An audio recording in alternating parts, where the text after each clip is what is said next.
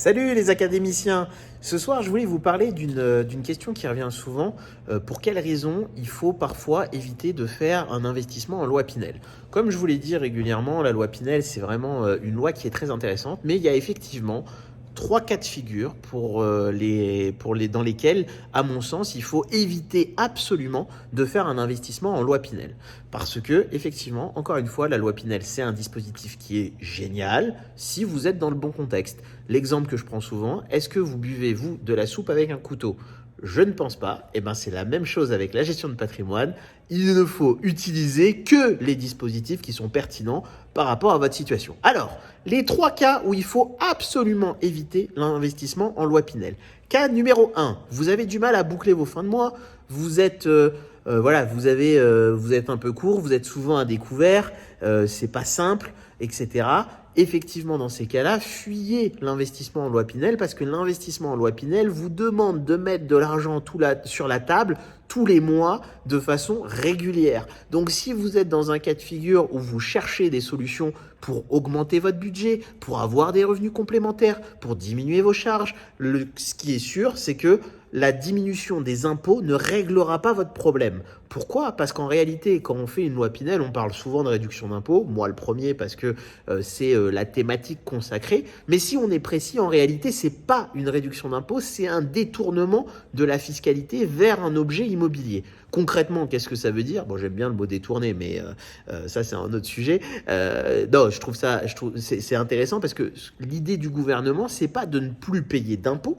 C'est au lieu d'aller mettre de l'argent au niveau des impôts sur des budgets où on ne sait pas trop où l'argent va partir, l'État donne la possibilité que cet argent soit réinjecté ou détourné vers un bien immobilier dans lequel vous allez être propriétaire et pour lequel ce bien sera mis en location à destination finalement de locataires qui sont plutôt dans la classe moyenne et qui vont avoir du mal à acheter immédiatement un bien immobilier pour eux-mêmes. C'est ça l'idée de la loi Pinel et c'est pour ça que si vous avez un problème budgétaire mensuel, il faut absolument éviter la loi Pinel parce que c'est pas une réduction d'impôt, vous continuerez en réalité cette somme, au lieu de mettre 500 € tous les mois dans vos impôts, vous allez effectivement les mettre dans un appartement. Mais donc, ce qui veut dire que vous n'avez pas de gain budgétaire avec la loi Pinel. Donc, c'est la première raison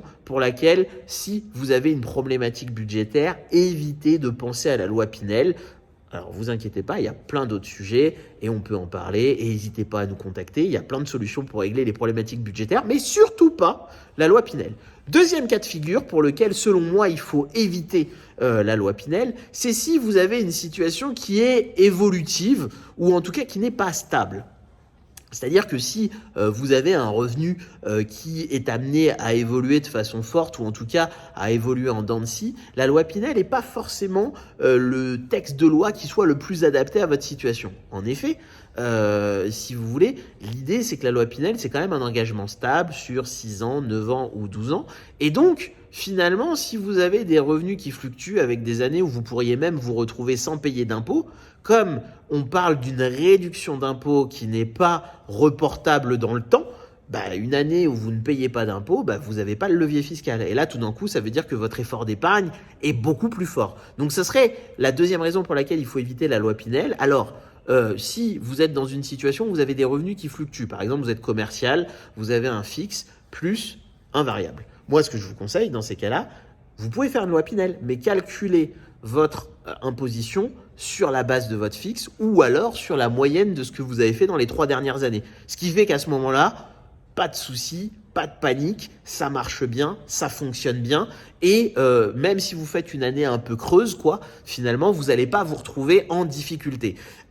Attention quand même, pour par exemple ceux qui sont entrepreneurs. Là, généralement, vous n'avez pas de notion de fixe. Par contre, effectivement, si vous êtes entrepreneur depuis quelques années, normalement, vous avez une idée à peu près de votre chiffre d'affaires minimum et de facto, de la création de valeur et donc, de facto, de votre rémunération minimum associée. Là encore, je vous invite à être prudent, à calculer votre business plan de façon pessimiste en vous disant si ça se passe mal, voilà ce que je vais avoir à minimum, ce qui vous permet à ce moment-là de calibrer votre réduction d'impôt sur la base minimaliste. Forcément, dans cette logique-là qui touche plutôt les chefs d'entreprise, on va mettre de côté par exemple les professionnels de santé, les professions libérales de santé, parce que généralement, voilà, quand vous êtes médecin généraliste, infirmier, kiné, chirurgien, vous avez généralement des plans d'action et des plans de rémunération qui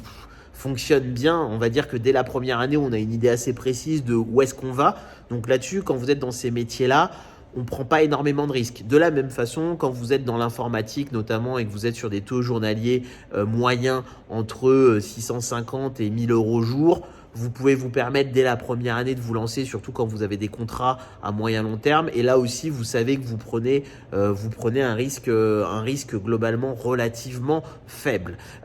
Pour toutes les autres professions qui ont une vie un peu plus épique, de toute façon, les banques généralement vont attendre que vous ayez 2-3 ans d'ancienneté pour envisager de vous accompagner sur une opération de défiscalisation. Donc c'est pour ça que si vous êtes dans ces cas de figure-là, eh ben écoutez, je vous invite finalement à attendre un peu, à temporiser un peu, de façon à ce que finalement vous puissiez partir dans la bonne direction. Et puis le dernier cas de figure, qui est un cas de figure qui revient souvent, c'est est-ce que vous êtes locataire actuellement ou est-ce que vous êtes propriétaire?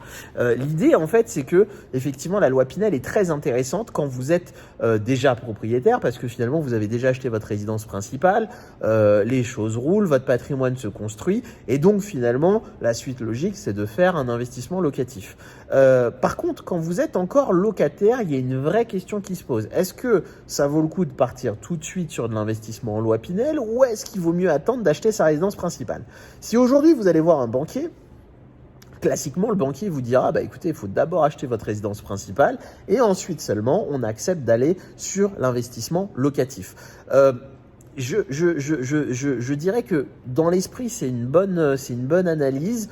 Pour autant, il faut dissocier quand même le cas notamment de la région parisienne, parce que si vous habitez, je dis n'importe quoi, dans le 3e arrondissement de Paris, d'ici à ce que vous ayez les moyens pour acheter un appartement qui vous convient, il y a une vraie discussion et il faudra souvent d'ailleurs plutôt rester effectivement locataire pendant un certain temps. Et donc, si vous voulez, la logique là-dessus, c'est de vous dire la chose suivante. Si jamais, quand vous achetez votre bien immobilier, vous arrivez à obtenir une mensualité de crédit qui est inférieure à votre loyer, à ce moment-là, il n'y a pas photo, il faut se dépêcher d'acheter.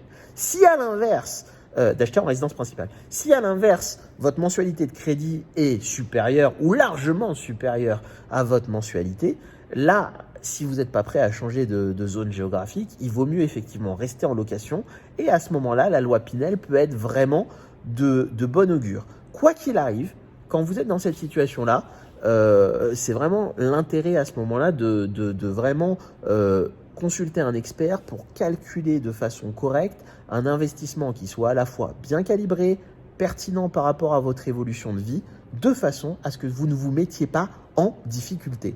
Voilà un petit peu pour répondre aux questions classiques qu'on voit sur les raisons qui font que parfois il faut éviter de se lancer en loi Pinel.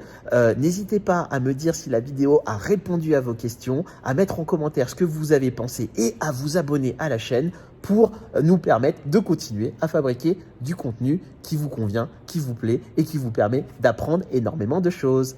Belle soirée!